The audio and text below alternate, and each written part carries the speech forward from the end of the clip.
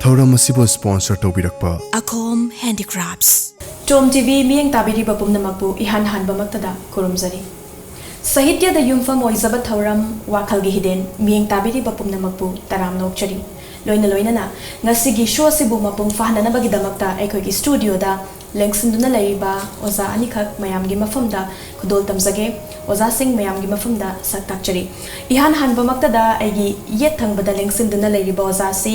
oza okram ongbi konsam binatombi debi masamak all india radio gi approved lyricist amadi writer ni loina na masagi larik amakaksu mayamgi mafamda fombikre tuga anishuba oza lengsinduna laiba si oza jiban moirangthem mahaksu all india radio gi approved lyricist amadi writer amakhakni aduga mayamgi mafamda khogi larik ani fombikre ozani ngasi koina khogi studio da lakpiu haizaruba matam da harau matam sana lakpi bagi damakta taram nokchari aduga ikok na sukurumzari akhogi ngasigi episode asida ozani na tongan ba sereng sing lanthokpigani adubu ihan basidi oza konsam binatombi debi gi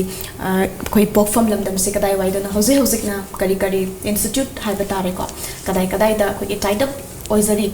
kari contribution tawbikhra bagi haibugi matang da samlapna thambi ai pofamna kawa ningum thong sairom lera ipagi mamingna konsam bijoy imana thodam ongbi konsam thodam ningon konsam ongbi lalita devi isi naw manga ai ithakta isi amaga ibung ohunga laijai aina iton tombini hojujingna aisi sinje mai makha khonang phaidik pida ai yum panjare ipuroi bagi mamingna okram kiran kumar kawi ade cha nupa ahum lejai ya noi se oza hojik se koi gi oza gi lari kam su phung bi khre ko ado work sing se hai dare tongan ba sansthan gum ba dum samnari bra kamai ai se manipuri sahitya parishad imphan su yaujai aduga kaino sayeng basing gi apun balup san adagi amana manipuri literary society sangstan ahum je hojik samnajari ya noi se thaga chari oza jiban gi su samlapa kadai waida khoi gi pokpi bano hojik na kari work sing da khoi gi contribution tawbiri haibanu singba kra thambi aige mi marangthem jiban anuga aying bagi ai ibagi ganole sinna bana jiban marangthem ai gi pokpa pale panthawi maming na marangthem pisak duga pokpi palem gi na marangthem manbi tombi zuaira ga dum khangne roi sa sijium family lere ai gi doina bigi maming na marangthem ongbi sunibala aduga ai san pani moris marangthem aduga nisikal te marangthem ai sa hojik se sa yoibala gani sei yoibala gani phungge kare aduga sayang se ke panglo sal manipur gi jen secretary moina hojik phawa thopujari aduga progressive writers association manipur chapter gi member ma oina leijari aduga loina na manipur ai basingi ai ba loop sing ba punba loop ki executive member ma oina leijari yam nuaise oza bina tombi gi su koi gi larik ama ko mayam gi mafang da phongbi kre larik sigi maming karino saireng kay amok na sem saba larik oi kadori ban larik sigi maming na kano holu punsi hiwan ba isai sayang layak ni aduga kano isai kaino may masing marphuga taruk oiba sei sayang la yam dikhin ado za kayam gadi hadi matam se ko angang ori tigi hauna dum ai bi ama oi ke na dum wakhalon da pokpi khibara kayam koire masida khongda birak pase ai se khara adunga lingai aina sahi try pan muk soba dai de ai I ba hore sayang I ba jam pam jai ba ise sayang school gi ade college gi magazine ke ka ta se phomba matam se ai se dum happy ana dum pam jai I ba se aina kaino PUC tamba dai dagi adum isai se ibadi hojare aduga aina BA loirapa matam aduda 1993 adu aise aigi mayek mayam se ontang di mayam da kha phongtok jage na khan da aise jam hon da night ama tawe adugi matungda adugi matungda gi sum ai yung kai pala matungda gi yung kai pale adagi aise isa ahum yawbada aise khara isa jang chaw ga amuk taw yena hoje amuk kha ga mu hojare ni adagi lai ha mo ni lai ama phonge aise adagi radio gi approve mu oi re adagi sangstan sing jong samnajadana hojibause soina kaino tawis ꯌꯥꯝ ꯅꯨꯡꯉꯥꯏꯖꯩ ꯑꯣꯖꯥ ꯑꯣꯖꯥ ꯖꯤꯕꯟꯒꯤꯗꯤ ꯑꯩꯈꯣꯏꯒꯤ ꯑꯏꯕ ꯑꯃ ꯑꯣꯏꯒꯦ ꯀ ꯍꯥꯏꯕꯒꯤ ꯋꯥꯈꯜꯂꯣꯟꯁꯦ ꯀꯔꯝ ꯀꯥꯟꯗꯒꯤ ꯐꯥꯎꯕꯤꯔꯛꯈꯤ ꯑꯉꯥꯡ ꯑꯣꯏꯔꯤꯉꯩꯒꯤ ꯄꯨꯟꯁꯤ ꯇꯦꯜꯂꯞꯅ ꯈꯔ ꯊꯝꯕꯤꯔꯝꯃꯣ ꯑꯣꯖꯥ ꯑꯏꯕ ꯑꯃ ꯑꯣꯏꯕꯒꯤ ꯋꯥꯈꯜꯂꯣꯟꯁꯦ ꯌꯥꯝ ꯉꯜꯂꯤꯉꯩ ꯃꯇꯝꯗꯒꯤ ꯄꯨꯟꯁꯤꯒꯤ ꯑꯉꯟꯕ ꯁꯔꯨꯛꯇꯒꯤ ꯂꯩꯔꯦꯅ ꯊꯝꯖꯒꯦ ꯑꯩꯈꯣꯏꯅ ꯆꯞ ꯃꯥꯟꯅꯩ ꯑꯏꯕꯁꯤꯡꯁꯦ ꯑꯌꯥꯝꯕꯅ ꯉꯜꯂꯤꯉꯩ ꯃꯇꯝꯗꯒꯤ ꯐꯣꯝꯁꯦ ꯑꯌꯥꯝꯕ ꯇꯧꯕ ꯉꯥꯛꯇꯅꯦꯕ ꯋꯥꯈꯜꯂꯣꯟꯁꯦ ꯁ꯭ꯀꯨꯜꯒꯤ ꯃꯦꯒꯥꯖꯤꯟꯁꯤꯅ ꯑꯌꯥꯝꯕꯅ ꯑꯏꯕꯒꯤ ꯃꯥꯒꯤ ꯄꯨꯊꯣꯛꯅꯕꯒꯤ ꯂꯝꯕꯤꯁꯦ ꯁ꯭ꯀꯨꯜ ꯃꯦꯒꯥꯖꯤꯟꯗ ꯑꯗꯒꯤꯗꯤ ꯅꯨꯡꯇꯤꯒꯤ ꯂꯣꯀꯦꯜ ꯅ꯭ꯌꯨꯁꯄꯦꯄꯔꯁꯤꯅ ꯐꯣꯡꯉꯤꯕ ꯑꯩꯈꯣꯏꯒꯤ ꯁꯥꯏꯊꯤꯛ ꯀꯂꯝꯁꯤꯗ ꯁꯩꯔꯦꯡ ꯁꯨꯝ ꯍꯥꯞꯄ ꯈꯣꯠꯄ ꯇꯧꯔꯛꯑꯦ ꯉꯜꯂꯤꯉꯩ ꯃꯇꯝꯁꯤꯗ ꯑꯗꯒꯤ ꯑꯣꯜ ꯏꯟꯗꯤꯌꯥ ꯔꯦꯗꯤꯑꯣ ꯏꯝꯐꯥꯜꯗ 1996ꯗ ꯑꯦꯄ꯭ꯔꯨꯞ ꯇꯧꯖꯔꯦ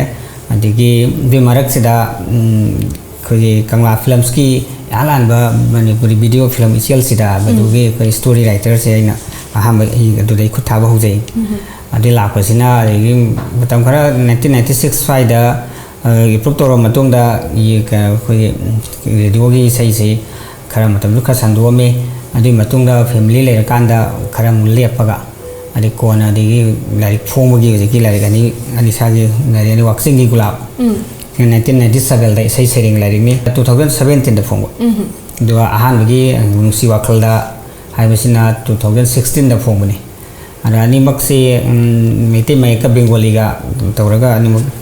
ꯏꯁꯩ ꯁꯩꯔꯦꯡ 50 ꯑꯗꯨꯃꯥꯏꯅ ꯇꯧꯔꯒ ꯐꯣꯡꯉꯤ ꯑꯗꯣ ꯍꯧꯖꯤꯛ ꯂꯦꯇꯦꯁꯇ ꯅꯧꯕꯗ ꯄꯨꯟꯁꯤꯒꯤ ꯃꯍꯥꯎ ꯑꯅ ꯍꯟꯗꯛ ꯗꯤꯁꯦꯝꯕꯔꯁꯤꯗꯩꯗ ꯂꯥꯁ ꯋꯤꯛꯁꯤꯗꯩꯗ ꯐꯣꯡꯅꯅꯕ ꯁꯤꯅ ꯁꯩꯔꯦꯡꯒꯤ ꯂꯥꯏꯔꯤꯛ ꯑꯃ ꯁꯩꯔꯦꯡ 50 ꯌꯥꯎꯕ ꯑꯃ ꯐꯣꯡꯅꯕ ꯍꯧꯖꯤꯛ ꯁꯦꯝ ꯁꯥꯖꯔꯤ ꯑꯣꯖꯥꯅ ꯍꯣꯠꯅꯖꯔꯤꯕꯗꯨ ꯁꯣꯏꯗꯅ ꯃꯥꯏ ꯄꯥꯛꯄ ꯑꯣꯏꯕꯤꯌꯨ ꯍꯥꯏꯕ ꯋꯥꯐꯝ ꯑꯁꯤ ꯊꯝꯖꯔꯤ ꯑꯣꯖꯥ ꯑꯗꯣ ꯉꯁꯤꯒꯤ ꯋꯥꯈꯜꯒꯤ ꯍꯤꯗꯦꯟꯒꯤ ꯍꯥꯏꯔꯤꯕ ꯑꯩꯈꯣꯏ ꯁꯥꯍꯤꯇ꯭ꯌꯗ ꯌꯨꯝꯐꯝ ꯑꯣꯏꯔꯤꯕ ꯊꯧꯔꯝꯁꯤꯒꯤ ꯏꯍꯥꯟ ꯍꯥꯟꯕ ꯑꯩꯈꯣꯏꯒꯤ ꯁꯩꯔꯦꯡ ꯑꯗꯨ ꯃꯌꯥꯝꯒꯤ ꯃꯐꯝꯗ ꯂꯥꯟꯊꯣꯛꯅꯅꯕꯒꯤꯗꯃꯛꯇ ꯏꯍꯥꯟ ꯍꯥꯟꯕꯁꯤꯗꯤ ꯑꯩꯈꯣꯏꯒꯤ ꯑꯣꯖꯥ ꯀꯣꯟꯁꯝ ꯕꯤꯅꯥꯇꯣꯝꯕꯤ ꯗꯦꯕꯤꯗꯒꯤꯀꯣ ꯑꯩꯈꯣꯏꯒꯤ ꯁꯣꯁꯤ ꯍꯧꯗꯣꯛꯆꯕ ꯑꯣꯏꯅ ꯏꯍꯥꯟ ꯍꯥꯟꯕ ꯁꯩꯔꯦꯡꯗꯨ ꯀꯔꯤ ꯃꯃꯤꯡ ꯀꯧꯏ ꯂꯥꯟꯊꯣꯛꯄꯤꯌꯨ ꯑꯣꯖꯥ ꯑꯩꯒꯤ ꯑꯍꯥꯟꯕ ꯁꯩꯔꯦꯡꯒꯤ ꯃꯃꯤꯡ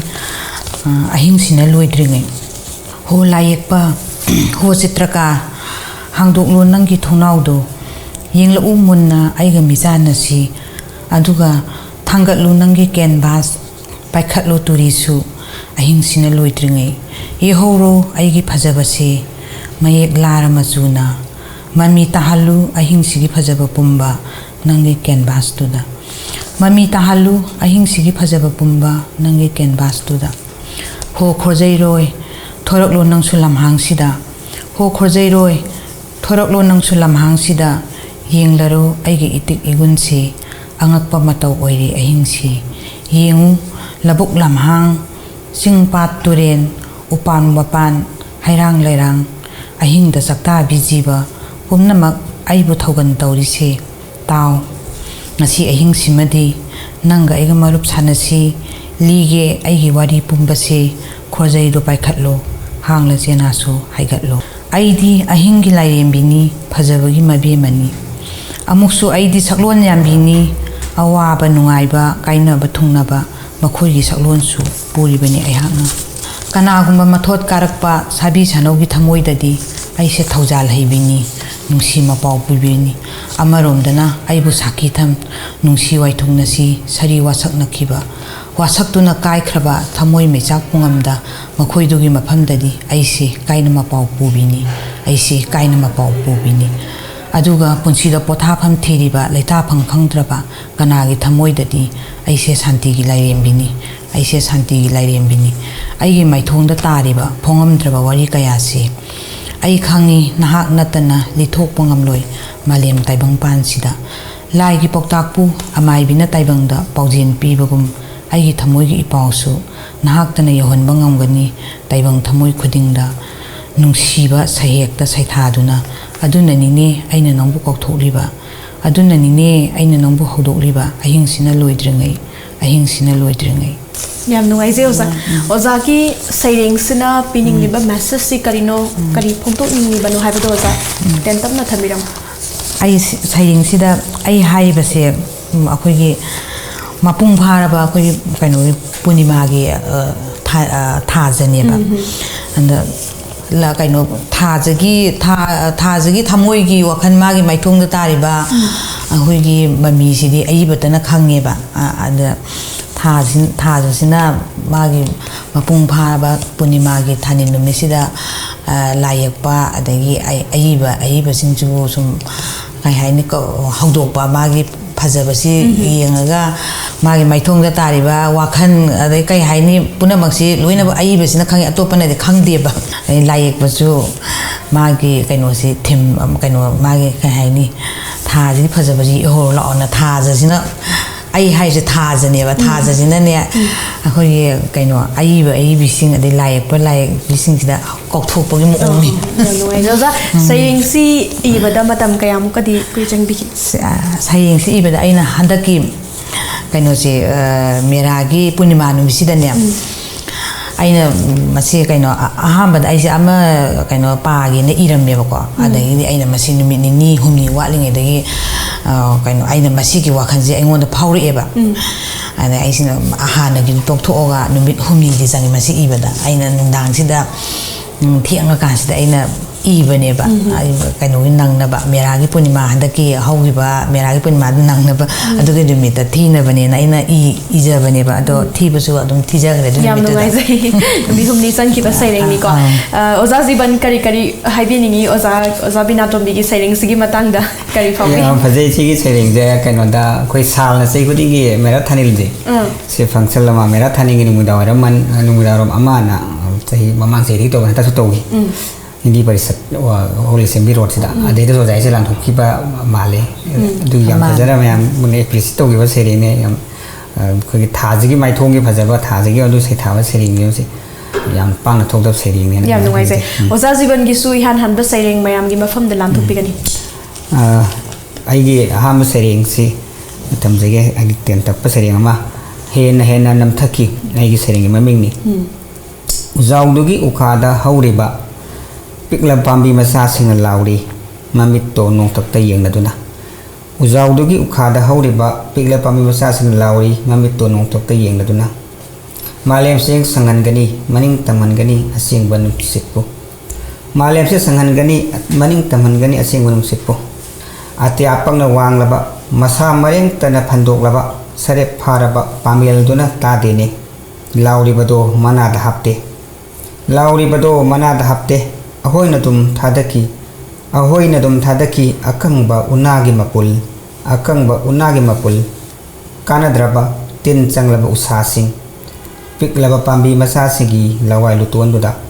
कानद्रबा तिन चंगलबा उसासिंग पिकलबा पांबी मसासिगी लवाई लुतोंदुदा अमुक हन्ना यनिंग हुंदनबा पिकलबा थवाई मसासिंगदो हेना नननसिनकी हेना नमथबिकी आइगे सेरेंग सिदा लोइरबने याम फजै तेन तपना यामना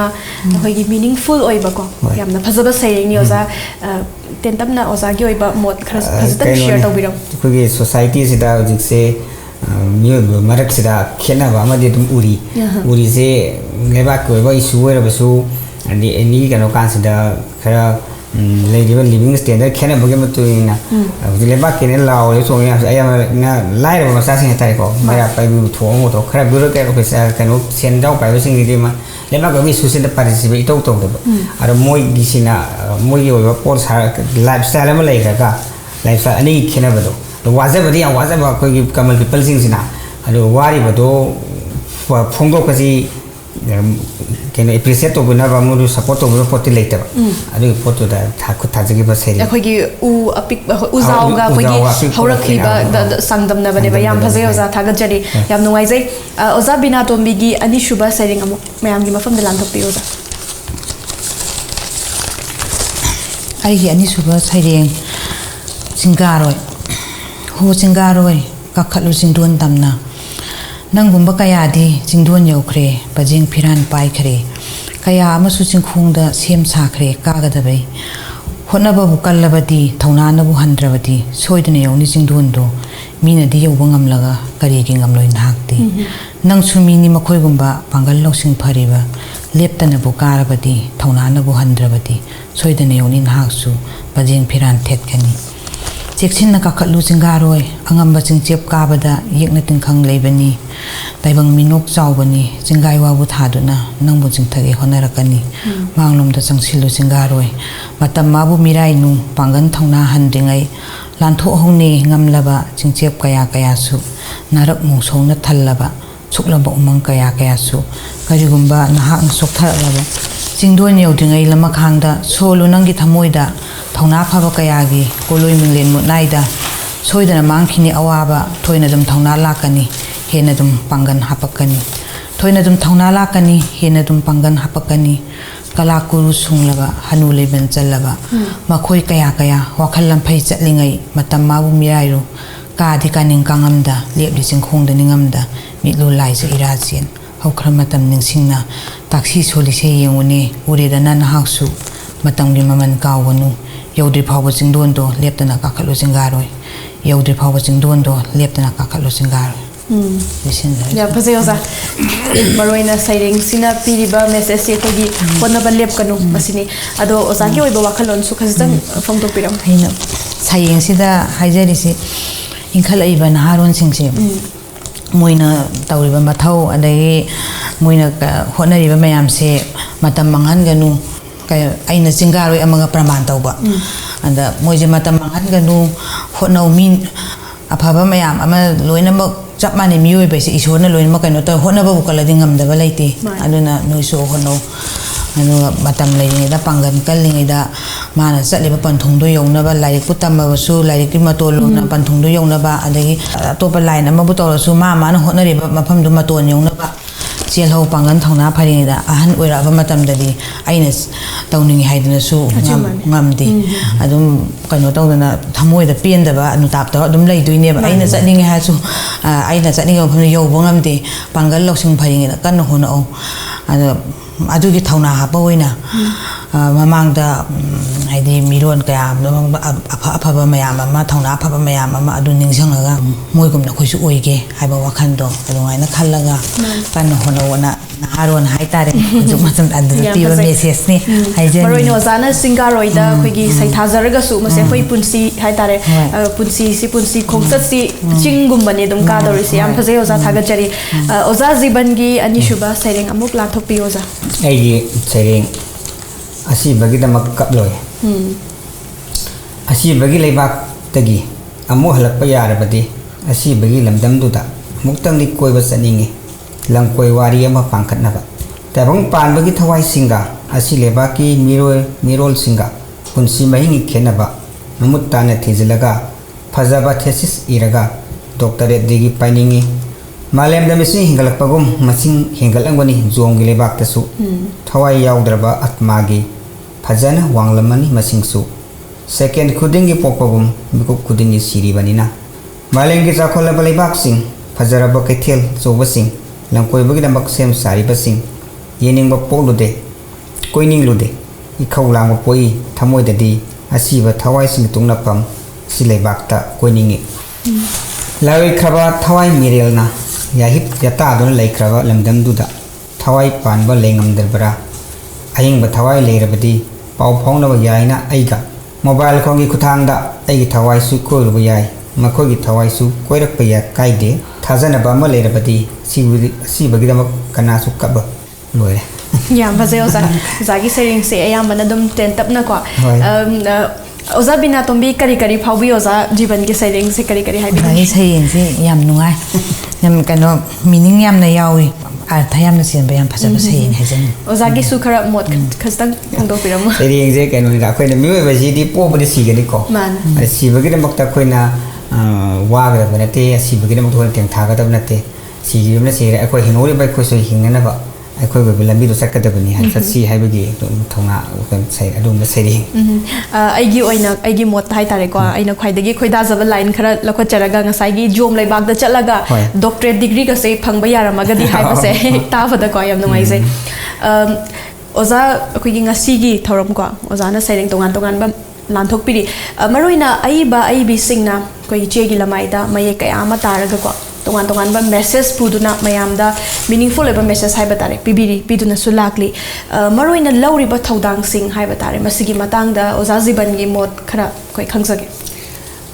ꯃꯅꯤꯄꯨꯔꯒꯤ ꯑꯣꯏꯕ ꯀꯟꯇꯦꯛꯁꯇ ꯌꯦꯡꯉꯒꯗꯤ ꯑꯏꯕ ꯑꯏꯕꯁꯤꯡꯒꯤ ꯀꯩꯅꯣꯁꯤ ꯃꯐꯝꯁꯤ ꯈꯔ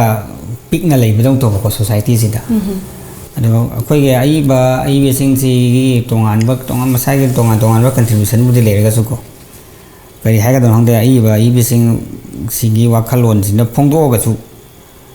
ꯄꯦꯟꯗꯕ ꯃꯌꯥꯝ ꯂꯩꯔꯒ ꯌꯦꯡꯉꯒꯁꯨ ꯃꯗꯨꯒꯤ ꯏꯕ ꯌꯥꯕ ꯈꯕꯔ ꯈꯔꯗꯤ ꯑꯗꯨꯝ ꯁꯣꯁꯥꯏꯇꯤꯁꯤꯅꯀꯣ ꯑꯄꯨꯟꯕ ꯈꯔꯗꯤ ꯂꯩꯕ ꯐꯣꯡꯗꯣꯛꯅꯤꯡꯕꯗꯤ ꯃꯌꯥꯝ ꯑꯃ ꯑꯗꯨꯒ ꯌꯥꯝꯅ ꯄꯥꯋꯔꯐꯨꯜ ꯑꯣꯏꯕ ꯀꯩꯅꯣ ꯑꯃꯗꯤ ꯑꯣꯏꯗꯦ ꯑꯏꯕꯒꯤ ꯐ꯭रीडꯝꯁꯤ ꯐꯪꯗꯦ ꯑꯗꯨꯒ ꯐꯪꯉꯒꯁꯨ ꯃꯁꯤꯅ ꯌꯥꯝ ꯏꯐꯦꯛꯇꯤቭ ꯑꯣꯏꯕ ꯃꯌꯥꯝꯅ ꯑꯩꯈꯣꯏꯅ ꯁꯩꯔꯦꯡ ꯏꯔꯤꯕ ꯏꯁꯩ ꯏꯔꯤꯕꯁꯤꯒꯤ ꯀꯩꯅꯣꯁꯤꯅ ꯁꯣꯁꯥꯏꯇꯤꯒꯤ ꯑꯣꯏꯕ ꯁꯨꯃꯥꯡ ꯂꯥꯡꯕ ꯑꯣꯏꯔꯒꯗꯤ ꯀꯩꯅꯣꯁꯤ ꯍꯦꯛꯇ ꯃꯌꯥꯝꯅ ꯈꯪꯕꯒꯤ ꯆꯥꯡꯁꯦ ꯑꯗꯩꯗꯤ ꯀꯩꯅꯣꯗ ꯏꯁꯩꯃꯛꯇ ꯏꯔꯒꯁꯨ ꯑꯏꯕꯁꯤꯡꯒꯤ ꯀꯩꯅꯣꯁꯦ ꯈꯔ ꯅꯦꯝꯃꯒ ꯁꯩꯁꯛꯄꯅ ꯁꯩꯁꯦ ꯑꯏꯕꯅ ꯏꯔꯀꯥꯟꯗ ꯁꯩꯅꯤꯗꯅꯀꯣ ꯑꯗꯨꯒ ꯀꯅꯥꯒꯤ ꯁꯩ ꯑꯗꯨꯒꯤ ꯃꯃꯤꯡ XYZ ꯍꯥꯏꯔꯒ ꯁꯩꯁꯛꯄꯔꯣꯝꯗ ꯆꯠꯈꯤꯕ ꯑꯏꯕꯁꯤꯡꯒꯤ ꯐꯤꯗꯥꯁꯦ ꯐꯪꯗꯕꯒꯤ ꯀꯩꯅꯣꯃꯗꯤ ꯂꯩꯌꯦꯅ ꯈꯜꯂꯦ ꯏꯁꯩ ꯍꯣꯏ ꯏꯁꯩ ꯇꯧꯕ ꯃꯇꯝꯗꯁꯨ ꯔꯦꯗꯤꯑꯣꯗ ꯑꯗꯩ ꯀꯩꯅꯣꯗ ꯈꯔ ꯑꯩꯈꯣꯏ ꯇꯤꯚꯤ ꯆꯦꯅꯦꯜꯁꯤꯡꯗ ꯈꯔ ꯃꯃꯤꯡ ꯃꯁꯛ ꯊꯥꯕ ꯈꯣꯠꯄ ꯑꯗꯨꯝ ꯂꯩꯕ ꯊꯦꯡꯅꯩꯀꯣ ꯑꯗꯨ ꯅꯠꯇ꯭ꯔꯗꯤ ꯑꯌꯥꯝꯕꯅ ꯂꯩ ꯑꯗꯨꯒ ꯍꯣꯏ ꯏꯔꯒꯁꯨ ꯏꯕꯒꯤ ꯁ꯭ꯇꯦꯟꯗꯔꯁꯦ ꯃꯃꯥꯡꯗ ꯑꯍꯜ ꯂꯃꯟ ꯃꯌꯥꯝ ꯑꯃ ꯂꯩꯈ꯭ꯔꯕ ꯃꯌꯥꯝ ꯂꯩꯈ꯭ꯔꯦ ꯑꯗꯩ ꯑꯩꯈꯣꯏꯒꯤ ꯃꯃꯥꯡ ꯍꯧꯈꯤꯕ ꯃꯌꯥꯝ ꯂꯩꯈ꯭ꯔꯦ ꯃꯣꯏ ꯃꯇꯨꯡ ꯏꯟꯖꯔꯒ ꯁꯨꯝ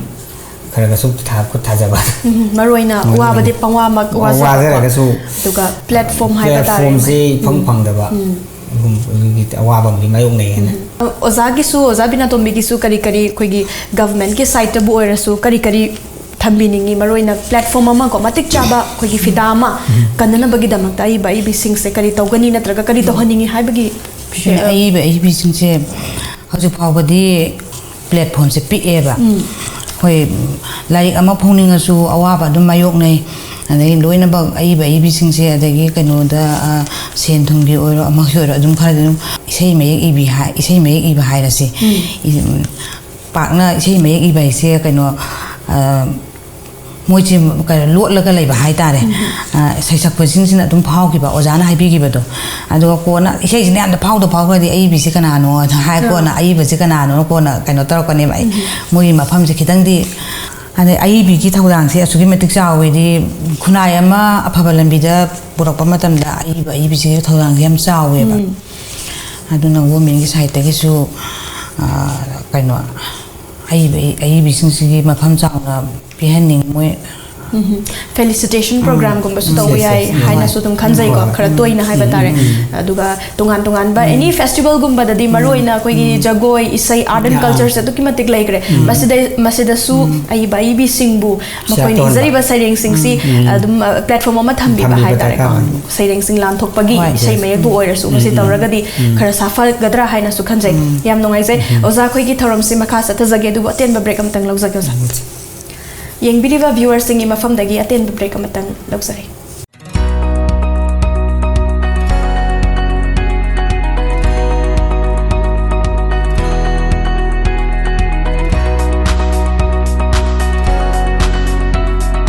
ब्रेक की मतुंगदा तरावनोक्चरी अदोमना मियेंग ताबिरिबसी वाखलगी हिडेन मरोइना हारिबा शोसी कोंगबा नांदैबम लेकाइदा लेबा अखोम हैंडीक्राफ्ट्सना स्पॉन्सर तौजबा थौरमनी ओजा सिंह अखोइगी शो मखा सथजरक पोइनको ओजा जीवन दाना लाक्चरगे ओजा जीवन की अहुम सुबा सैरिंग अमुक मयामगी मफमदा लांथोकपियो अये अहुम सुबा सैरिंग से अथेंगबा अहिंग सिदा अतयागे थौमी सक परेंगना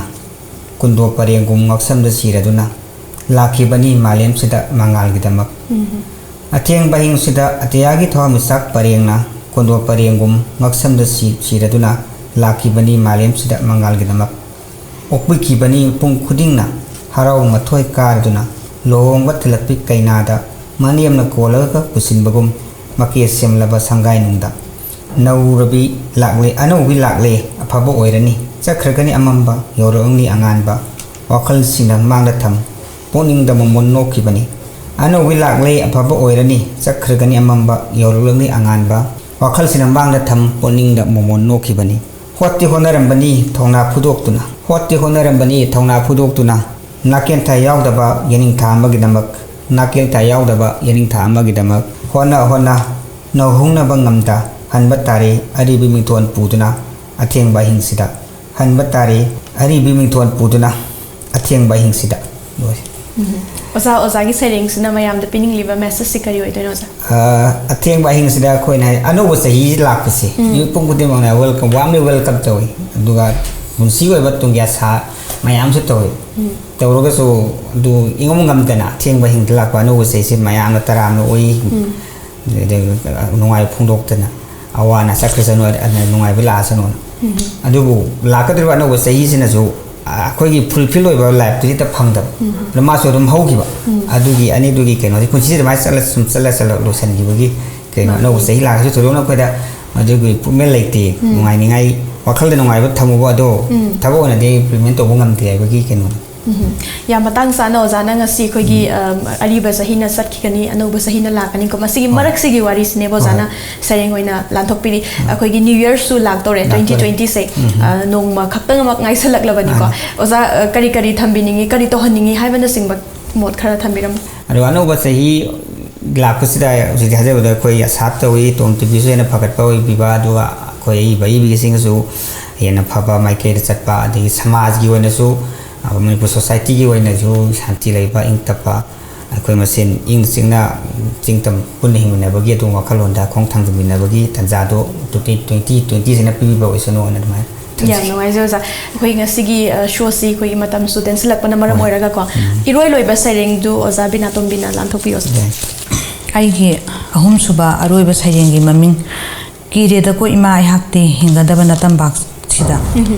he ima mahoksa ko bilairembi nahaki ningthiraba natam bak se oire ngasi di mi hatpung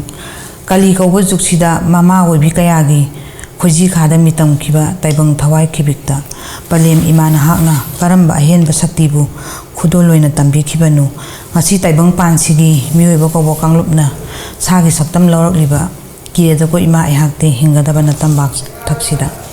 hainai ipa ipu singna sapu uyanda phauke nei leiminarabadi miyoiba masen saunaba haunai noma phadoksu khoikha lingkha thapade maman yamla poktak sing ngamna mangkhringa sidi khoikha lingkha thapade maman yamla poktak sing ngamna mangkhringa sidi thohoningda thodokna noma kangde malem sida haningba matamda hatpa ngayok chaphugi lemleigum oire taibang miyoiba haningba matamda hatpa ngayok chaphugi lemleigum oire taibang miyoiba